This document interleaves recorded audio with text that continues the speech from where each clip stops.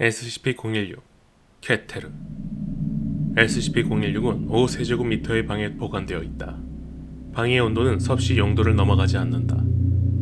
SCP-016은 4등급이나 O5 등급 인원 자신이나 이 인원으로부터 지시받는 경우를 제외하고는 격리실 안에 있는 패트리 접시 안에 두어야 한다. SCP-016을 대상으로 실험을 할 경우 SCP-016의 샘플을 채취하기 전과 후에 반드시 서류를 제출해야 한다. 이러한 절차를 따르지 않을 경우 처분 또는 D계급 인원으로의 강등이 일어날 수 있다. 허가받은 인원만이 BC-L5 격리 조건 하에서 SCP-016의 채취 또는 실험을 실시할 수 있다.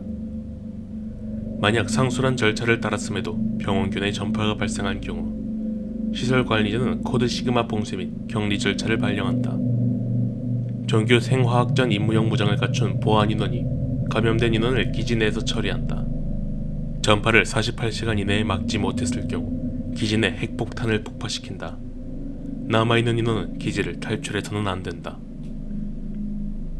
SCP-016은 단단한 표면 위에서 6시간 동안, 공기 중에서는 3에서 4분 정도 살아남을 수 있다. 고강도의 자외선과 고농도의 오피덱스 핵이 무기물 표면을 소독하는 데 효과적이라는 것이 밝혀졌다. SCP-016은 혈액을 통해 전염되는 병원체로 지하 탄광에서 일하던 도중 부상당한 광부에게서 회수되었다. 광부의 상처는 석탄가루로 인해 오염된 상태였으며 아마도 이를 통해 잠복기의 포자가 감염된 것으로 추정된다. 이후 며칠에 걸쳐 SCP-016은 탄광의 나머지 인부들에게 전염되었고 전염병의 창궐에 대처하기 위해 파견된 질병관리본부 인원들까지 감염시켰다. 재단 인원이 이후 조사에 들어가 감염된 모든 인원을 처리했다.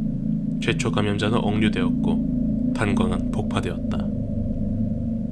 SCP-016은 주변 인간의 개체 수에 따라 최단 24시간에서 최장 2년에 걸친 SCP-016은 주변 인간의 개체 수에 따라 최단 24시간에서 최장 2년에 걸친 잠복기를 거친다. 첫 증상은 일반적인 감기와 유사하고 눈이 따끔거리고 콧물, 기침, 몸살 등의 증상이 나타나기 시작한다. 이기는 약 48시간 뒤에 나타나는데 폐를 통해 약간의 출혈이 일어나게 하여 에어로졸 효과가 나타남에 따라 출혈성 고열이 발생한다. 3기가 되면 숙주는 피를 쏟아내는데 코, 눈물샘, 항문, 땀샘, 입, 요도, 여성의 경우 질을 포함한 신체의 모든 분비관에서 출혈이 일어난다. 마지막 단계에서는 혈압이 급상승하게 된다. 숙주는 약 5m 거리까지 피를 토해낼 수 있다. 숙주가 이러한 상황에서 살아남게 되면 병원체는 다시 잠복에 들어가게 된다. SCP-016을 에볼라 또는 마르부르그 병 등의 다른 출혈성 고열과 구별하는 방법은 강한 스트레스에 대한 비정상적인 반응이다. 대상이 생명에 위협이 되는 수준의 강한 스트레스를 받으면 병원체는 생존 전략을 빠른 복제해서 숙주의 DNA 변이를 통한 세포 분열 자국으로 바꾼다. 신체적인 변화가 최초 24시간 이내에 나타나기 시작하며 2주 후면 몸 전체가 변형된다.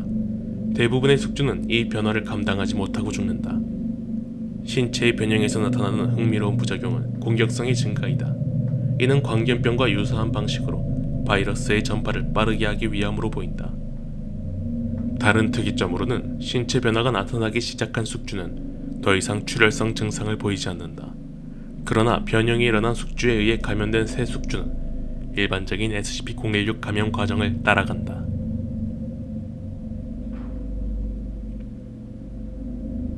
피실험체 1. D계급 인원이 SCP-016에 감염되었다. 첫 번째 증상이 나타난 후 24시간에 걸쳐 피실험체의 방을 침수시켰다. SCP-016은 기형적인 변이를 일으켜 피실험체의 폐를 불에로 변형시켰다. 피실험체는 약 2주 동안 살아남았으며 SCP-016이 피실험체의 늑골을 지느러미로 변형시키고 눈을 퇴화시켰으며 청각을 고래 수준으로 향상시켜 청각을 통해 상대의 위치를 파악할 수 있게 변형시켰다. 비염체는 방에서 물을 빼다 들식했다. 사체는 부검없이 소각되었다.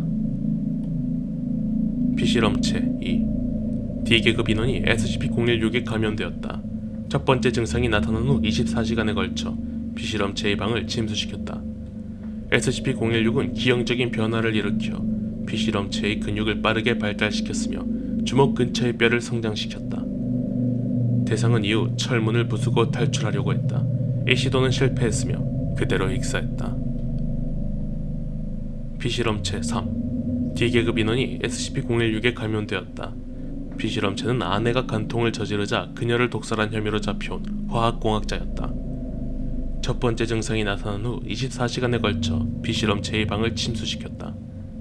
SCP-016은 기형적인 변화를 일으켜 그의 가슴에 방 하나와 2개의 분리된 관으로 구성된 이상한 장기를 발생시켰다. 기관은 재단 인원이 SCP-016의 의도를 짐작하고 총을 쏘아 사살할 때까지 물을 흡수해서 크기가 점점 커졌다. 장기 안에는 아세틸렌 가스와 산소가 들어있는 몇 개의 기낭이 있었다. 피실험체 4. D계급 인원이 SCP-016에 감염되었다. 피실험체는 날개를 만드는 데에 집중하라는 지시를 받았다. 스트레스는 가해지지 않았다. SCP-016은 기형적인 변화를 일으키지 않았다.